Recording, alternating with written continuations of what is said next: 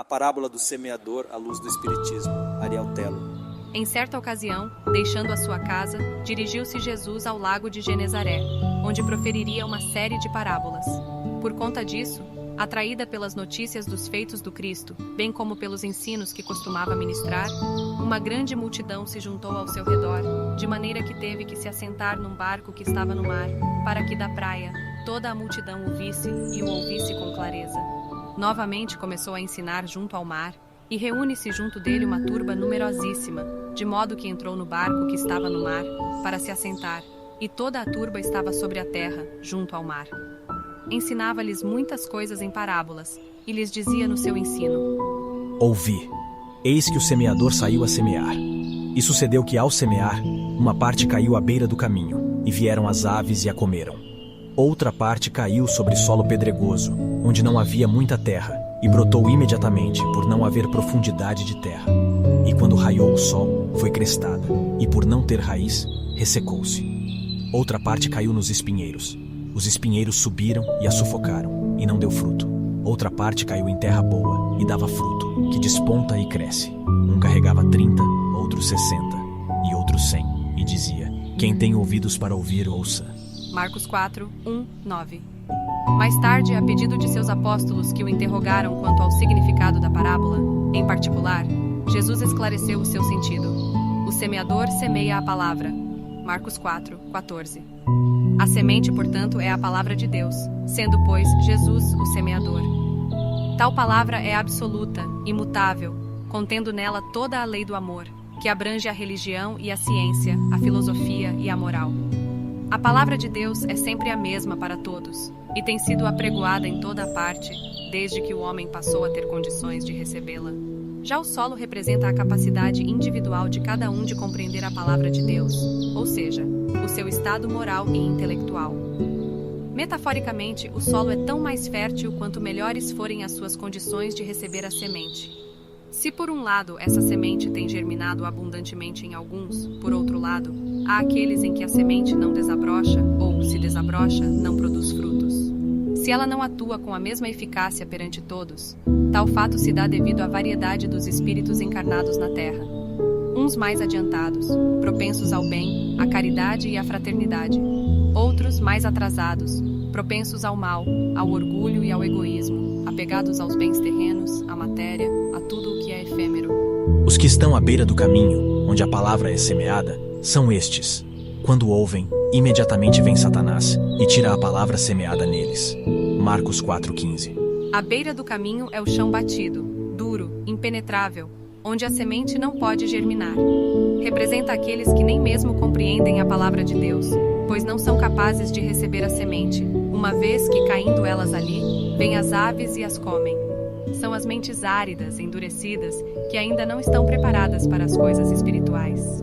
Os pássaros, conforme sugeriu Jesus, representam a ação dos espíritos adversários do bem, que se comprazem em fazer desaparecer os seus bons ensinos das mentes fracas, que não absorveram a mensagem divina, pois, tendo estas ficado apenas na superfície de um solo impenetrável, são levadas embora e nenhum ato bom vem a ser produzido. O que é semeado sobre solo pedregoso são estes.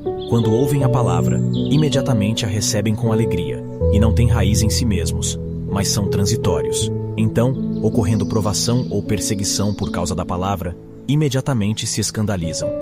Marcos 4, 16, 17. O solo pedregoso representa aqueles que já têm alguma condição espiritual de assimilar a palavra de Deus. No entanto, embora recebam a palavra com entusiasmo, sucumbem ante a primeira adversidade, desistindo de seus ideais espirituais por conta das dificuldades ou perseguições. Tal fato, na parábola, é representado pelo sol que, não tendo a semente gerado raízes, por não haver muita terra, queimou a planta que germinava. Os outros, semeados entre espinhos, são estes. São os que ouvem a palavra, e as ansiedades da era, o engano da riqueza, os desejos a respeito das demais coisas penetram, sufocam a palavra e torna-se infrutífera. Marcos 4, 18, 19. Os espinheiros simbolizam as seduções do mundo. Trata-se, pois, de um solo potencialmente fértil, mas que, em vez de germinar a palavra de Deus, dá lugar aos espinhos da matéria, que crescem e sufocam a sementeira espiritual. Tal é o caso daqueles cuja capacidade intelectual é desenvolvida e, portanto, haveria neles condições de conceber a palavra de Deus.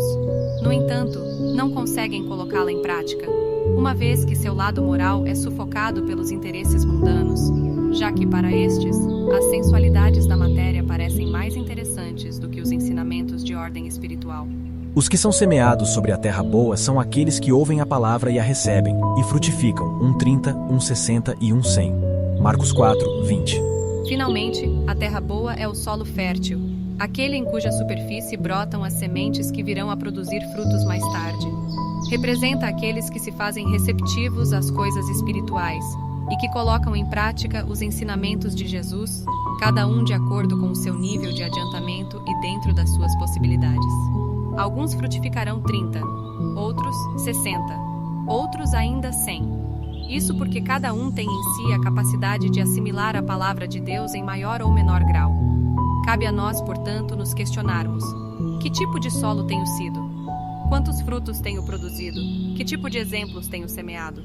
Sejamos irmãos como o solo fértil, fazendo-nos receptivos aos sublimes ensinamentos do Mestre Jesus, que, colocados em prática, inevitavelmente nos permitirão produzir os mais belos frutos. Desses frutos surgirão novas sementes, de maneira que cada um de nós, aplicados no trabalho dessa seara e guiados pelos ensinamentos do Cristo, teremos a oportunidade de contribuir, carregando conosco, as sementes do Evangelho, as quais um dia hão de germinar em cada um dos corações daqueles que cultivarem a boa terra. O autor usou como referências bibliográficas parábolas que Jesus contou e valem para sempre, de Teresinha de Oliveira, e Parábolas e Ensinos de Jesus, de Cair Bar Chutel.